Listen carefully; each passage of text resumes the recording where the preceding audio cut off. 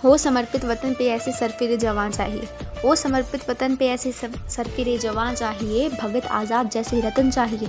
और यदि मृत्यु के बाद जन्म फिर से मिले तो भारत ही मुझको वतन चाहिए, भारत ही मुझको वतन चाहिए। नमस्कार, आप सभी को गणतंत्र दिवस की हार्दिक शुभकामनाएं। आज इस अवसर पर मैं अंजलि मलिक देश प्रेम व राष्ट्र निर्माण पर अपने कुछ विचार आप सभी के साथ साझा करना चाहूँगी।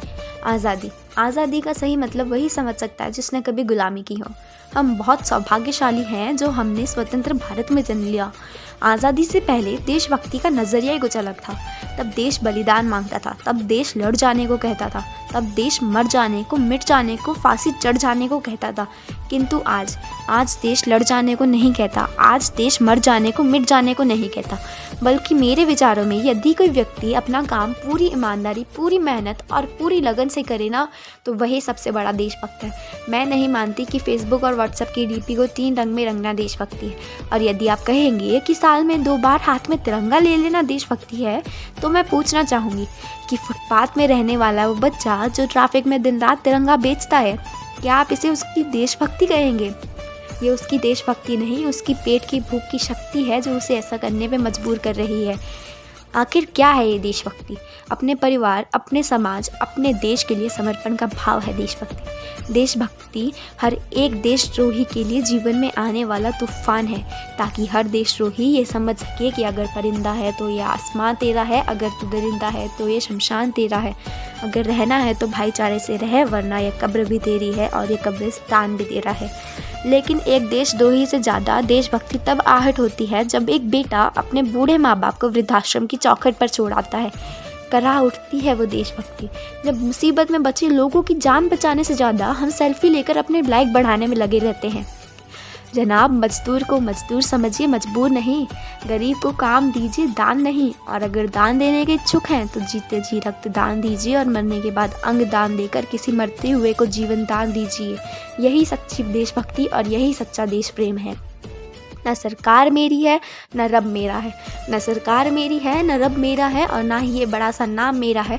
बस इतनी सी बात का गुरूर है मुझे कि मैं भारत की हूँ और ये भारत मेरा है। परंतु एक शैक्षणिक बीमारी मुझे हमारे समाज में नज़र आती है, और बड़े ही आश्चर्य की बात है कि जिस देश ने दुनिया को तक्षशिला और नालंदा जैसे विश्वविद्यालय शिक्षा की बुनियाद रखी, आज विश्व के 100 सर्वश्रेष्ठ संस्थानों में हमारा एक भी संस्थान खड़ा नहीं होता।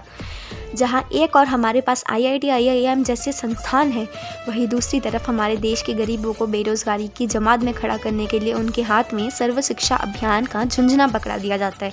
इसी तरह की कई गजब की बीमारियां हैं, और इन बीमारियों की जो जड़ है ना, वह है हमारा अंधविश्वास।